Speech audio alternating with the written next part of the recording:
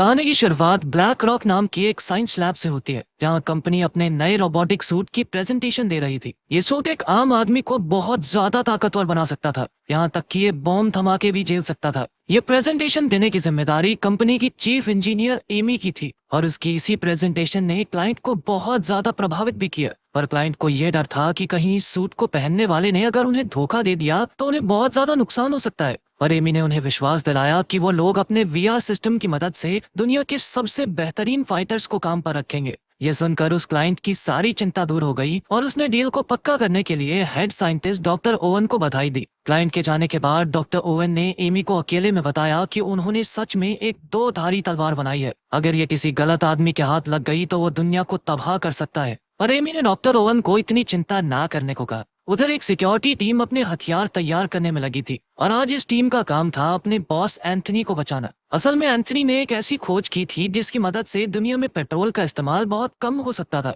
और इसीलिए अब बड़े बड़े तेल के व्यापारी एंथनी की जान के पीछे पड़े थे, ताकि वो इंटरनेशनल कॉन्फ्रेंस में इस आविष्कार का खुलासा न कर सके। उस सिक्योरिटी टीम का हेड लुवैंग नाम का एक आदमी था, जो एक एक्स आर्मी ऑफिसर होने के साथ साथ एंथनी का बहुत पुराना दोस्त भी था। इसके बाद वो लोग उस कमरे से बाहर निकले, पर उसी समय एक गार्ड के ईयरपीस में कुछ अजीब सी आवाज आ रही थी, और तब यह गोली सीधा आकर उसके गले पर लगी, जिसके तुरंत बाद वहां ग्रेनेड से एक धमाका भी हुआ। जब लुवैंग ने ऊपर देखा तो उसकी नजर हिटमैन की एक टीम पर पड़ी, जो गार्ड्स पर अंधाधुंध गोलियां चला रहे थे। तभी एक गार्ड ने फ्लैश बॉम्ब से एक धमाका किया, जिसका फायदा उठाकर लुवैंग एंथनी और बाकी गार्ड्स के साथ वहां से भाग गया। पर फिर सीढ़ियां उतरते वक्त भी उनके ऊपर हमला हुआ, जिसमें कई गार्ड्स जख्मी हो गए। लेकिन फिर भी किसी तरह लुवैंग एंथनी को लेकर दूसरे फ्लोर पर पहुंच गया, जहां काफी सारे लोग मौजूद थे। पर तभी दो हमलावरों ने वेटर का रूप लेकर उन पर हमला कर दिया, जिसके बाद लुवैंग ने अपनी जबरदस्त फाइटिंग स्किल्स का इस्तेमाल करके उन्हें पीटना शुरू कर दिया। साथ ही उसने जल्दी से एंथनी को वहां से भागने को कहा,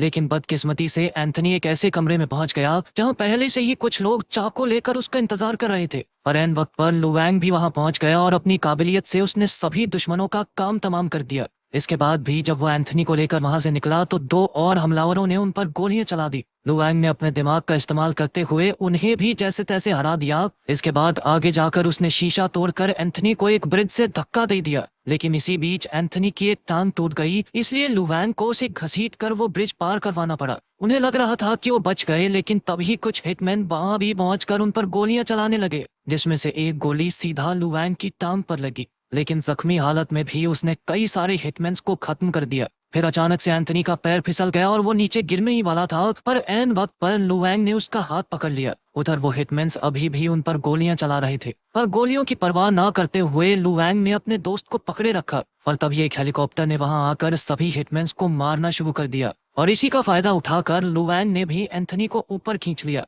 अपने जख्मों के चलते अगले कुछ हफ्तों तक लुवैंग अपने घर पर ही अपनी बेटी फैंग और बीवी के साथ समय बिता रहा था, और उसे अपने परिवार के साथ अच्छा भी लग रहा था। कि तभी एक दिन उसकी बीवी ने कहा कि लुवैंग को अब रिटायरमेंट ले लेनी चाहिए, पर लुवैंग अभी इसके लिए तैयार नहीं था। उसी वक्त अचानक घर की घंटी बजी, और जैसे ही उसकी बीवी दरवाजा खोलने लगी तो उसका सामना उसी हिटमैन की टीम से हुआ जिसने एंथनी पर हमला किया था। थोड़ी देर बाद लुवैंग की बीवी अपने हाथ में एक बॉम्ब लेकर आई, जो उसके गले में बंधा हुआ था। लुवैंग अपनी बीवी को बचाना तो चाहता था, पर उसके पास समय बहुत ही कम था, इसलिए उसकी बीवी ने खुद को बाथरूम में बंद कर लिया। पर अपनी माँ को ऐसी हालत में देखकर फैंग तुरंत ही बाथरूम की ओर भागी। लुवैंग भी आगे बढ़ने की कोशिश कर रहा था, पर तभी उस बॉम्ब के धमाके ने उसकी बीवी की जान ले ली। एक साल बाद अब लुवैंग एक इलेक्ट्रिशियन के तौर पर काम करता था, और अब वो अपनी बेटी के साथ एक छोटे से घर में रहता। वहीं फैंग को भी उस बम धमाके में काफी चोट आई थी, और अब वो छड़ी का सहारा लेकर चलती थी। एक रात खाना खाते वक्त लुवैंग को फैंग के डॉक्टर का फोन आया, जिसने उसे बताया कि असल में फैंग के दिमाग में एक क्लॉट था,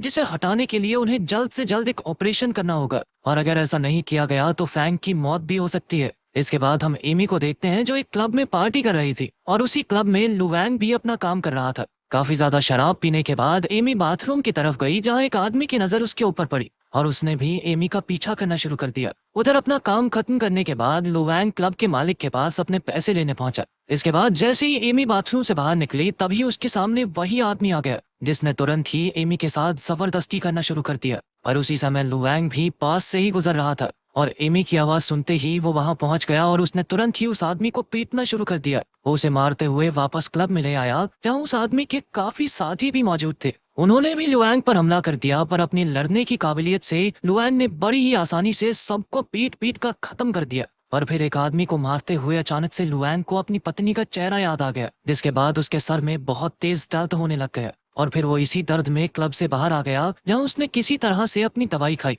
और फिर वो वहां से चुपचाप चला गया। अगली सुबह लुआंग वापस अपने काम पर चला गया, लेकिन जब बाद में वो घर लौटा तो उसने देखा कि उसके घर का ताला पहले ही खुला हुआ था। लुआंग तुरंत ही चौकन्ना हो गया, पर जैसे ही वो फैंग के कमरे में गया तो उसने देखा कि एमी फैंग को एक कहानी सुना रही थी। जिसके बाद लुआंग ने एमी को थैंक्स भी कहा, क्योंकि पिछले कई दिनों से फैंग बहुत ज्यादा उदास थी और एमी से मिलने के बाद से वो काफी खुश हो गई थी। मगर एमी को ये समझ नहीं आ रहा था कि आखिर लुआंग जैसा इतना काबिल आदमी ऐसी बेकार सी जिंदगी क्यों जी रहा है। लुआंग का कहना था कि मुझे इस सब के अलावा और कुछ नहीं आता, पर एमी चाहती थी कि वो उसकी कंपनी के लिए सिक्योरिटी हेड का काम करे, जिसके लिए लुआंग ने साफ इनकार कर दिया। पर फिर भी एमी ने उसे एक बार फिर से सोचने को कहा और साथ ही उसने अपना कार्ड भी वहां छोड़ दिया, ताकि अगर लुआंग का मन बदले तो वो उसे कॉल कर सके। जैसे ही एमी वहां से निकलने वाली थी तो उन्हें फैंग के कमरे से एक आवाज आई, और जब वो दोनों वहां पहुंचे तो उन्होंने देखा कि फैंग जमीन पर पड़ी हुई थी। लुआंग बहुत ज्यादा डरा हुआ था, पर फिर एमी ने तुरंत ही फैंग को एक इंजेक्शन लगाया, जिसके बाद वो वापस से होश में आ गई।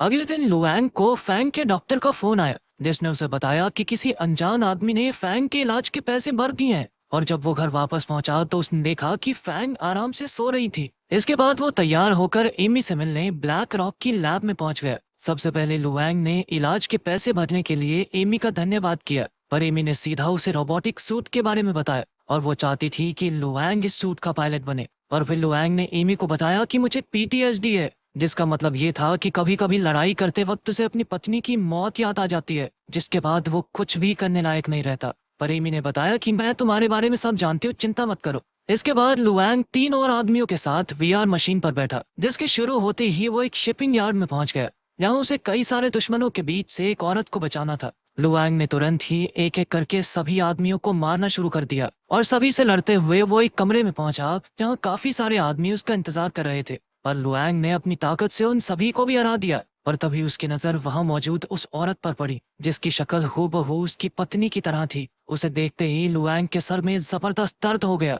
जिसके बाद वो झटके से मशीन से उठ खड़ा हुआ। अब लुआंग वहां से जाना चाहता था और इसीलिए वो चिल्ला चिल्ला कर दरवाजा खोलने को कहने लगा, लेकिन तभी वहां एक बहुत बड़ा धमाका हुआ, जिसके बाद कुछ हिटमैन्स ने वहां आकर अंधाधुंध गोलियां चलानी शुरू कर दी। पर किसी तरह उनसे बचते हुए लुआंग वहां से बाहर आ गया, जिसके बाद हिटमैन के लीडर ने लैब में बॉम्ब लगाकर उसे उड़ा दिया। इधर लुआंग को काफी चोट आई थी, लेकिन फिर भी उसने बिना शोर मचाए अकेले ही अपनी मरहम पट्टी की। उधर हमलावरों ने लैब में घुसकर सभी साइंटिस्ट को बंदी बना लिया था, और जब लुआंग बाहर आया तो उसकी नजर लाशों पर पड़ी, जिसके बाद उसने बंदूक उठाकर उन हमलावरों के पीछे जाने का फैसला किया। और जैसे ही वो कैमरा रूम में पहुंचा तो उसने देखा कि हमलावरों ने सभी को कैदी बना रखा था, जिसमें एमी और डॉक्टर ओवेन भी मौजूद थे। इसके बाद लीडर ने डॉक्टर ओवेन को पकड़कर बताया कि वो वहां पावर कोर हासिल करने आया था, जिसे देने से डॉक्टर ओवेन ने साफ इनकार कर दिया। इससे गुस्सा होकर लीडर ने बाकी 2 साइंटिस्ट को गोली मार दी। ये देखकर आखिरकार डॉक्टर ओवेन उसे पावर कोर देने के लिए तैयार हो गए।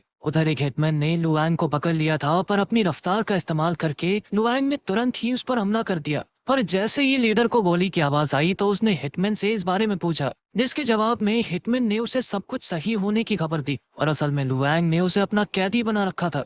उधर इस मौके का फायदा उठाकर डॉक्टर ओवेन ने सेल्फ डिस्ट्रक्ट मोड ऑन कर दिया, जिससे गुस्सा होकर लीडर ने उन्हें भी गोली मार दी। लेकिन अब लीडर को ये नहीं पता था कि आखिर वो उसे बंद कैसे करे, इसलिए उसने सोचा कि सभी को मारकर यहाँ से निकल जाना चाहिए। पर तभी लुआंग ने फायर अलार्म चालू कर दिया, जिसके बाद लीडर ने अपने कुछ आदमियों को इसकी वजह ढूंढने के लिए भेजा। उधर अपने साथियों की जान बचाने के लिए एमी ने सेल्फ डिस्ट्रक्शन रोकने का फैसला किया। इधर लुआंग ने एक हिटमैन को मारकर उसके कपड़े पहन लिए, लेकिन तभी कुछ दूसरे हमलावर उसकी ही ओर बढ़ रहे थे, इसलिए लुआंग ने फायर एक्सटिंग्विशर फेंक कर धमाका कर दिया, जिसका फायदा उठाकर उसने 2 आदमियों को तो मार दिया, और वहीं तीसरे आदमी को लगा कि वो उनका ही साथी है, और लुआंग ने तुरंत ही उसे भी गोली मार दी। उधर एमी सेल्फ डिस्ट्रक्ट मोड को बंद करने में लगी हुई थी कि तभी लीडर को पता चल गया कि कोई उन्हीं जैसे कपड़े पहनकर उसी के आदमियों को मार रहा है। इसलिए लीडर ने लुआंग से अपने रेडियो के जरिए बात करना शुरू कर दिया। उधर लुआंग भी लीडर तक पहुंचने की कोशिश कर रहा था, पर रास्ते में उसका सामना 3 हमलावरों से हुआ। इन 3 में से एक हमलावरों का कैप्टन भी था, और उसने लुआंग को देखते ही अपना मास्क उतारने को कहा, और जब लुआंग ने ऐसा नहीं किया तो उसने तुरंत उसके ऊपर बंदूक तान दी, पर लुआंग ने उनके कुछ करने से पहले ही उनके ऊपर हमला कर दिया। उसने दो हमलावरों को तो बड़ी ही आसानी से हरा दिया, पर उनका कैप्टन ताकतवर फाइटर था जिसे हराने में लुआंग को काफी मेहनत करनी पड़ी, लेकिन आखिरकार जीत उसी की हुई। फिर जैसे ही लीडर ने अपने कैप्टन से बात करने की कोशिश की तो उसे कोई जवाब नहीं मिला, जिसके बाद उसकी चिंता काफी बढ़ गई और उसने एमी से कहा कि जल्द से जल्द इस सेल्फ डिस्ट्रक्शन को रोको। धमाका होने से कुछ सेकंडों पहले ही एमी ने सेल्फ डिस्ट्रक्शन को रोक दिया, जिसके बाद लीडर ने बड़ी आसानी से पावर कोर को निकाल लिया। इधर एमी को लग रहा था कि अब लीडर उन सबको जिंदा छोड़ देगा, लेकिन फिर लीडर ने कहा कि मैं तो मजाक कर रहा था, तुम सबका तो मरना तय है। इससे पहले कि वो गोली चला पाता, लुआंग ने उसके साथ समझौता करने की कोशिश की, जिसके लिए लीडर बिल्कुल तैयार नहीं था। पर जब लुआंग ने उसे कैप्टन की आवाज सुनाई तो वो तुरंत ही तैयार हो गया। उनके समझौते के मुताबिक लीडर को कैप्टन के बदले सभी साइंटिस्ट को लुआंग के हवाले करना होगा। अंदर जाने से पहले लुआंग ने अपने कपड़ों में एक बॉम्ब छुपा लिया, जिसके बाद वो कैप्टन को लेकर सीधा लीडर के पास पहुंच गया। पर यह तो लुआंग को बाहर लाने के लिए लीडर की एक चाल थी और उसने तुरंत ही कैप्टन के सर में गोली मार दी। पर लुआंग ने जैसे ही ये देखा तो उसने लीडर से उसकी बंदूक छीनकर उसे अपना कैदी बना लिया, जिसका फायदा उठाकर एमी और बाकी साइंटिस्ट वहां से बाहर चले गए। लेकिन फिर बाकी हमलावरों ने लुआंग पर हमला कर दिया, जिससे बचने के लिए उसने अपने कपड़ों में छुपाए हुए बॉम्ब का इस्तेमाल किया। उस बम धमाके का फायदा उठाकर लुआंग वहां से बाहर निकल गया, पर बाहर आते ही उसे एमी के चिल्लाने की आवाज सुनाई दी, जिसका पीछा करते करते वो एक कूड़ेदान में कूद गया।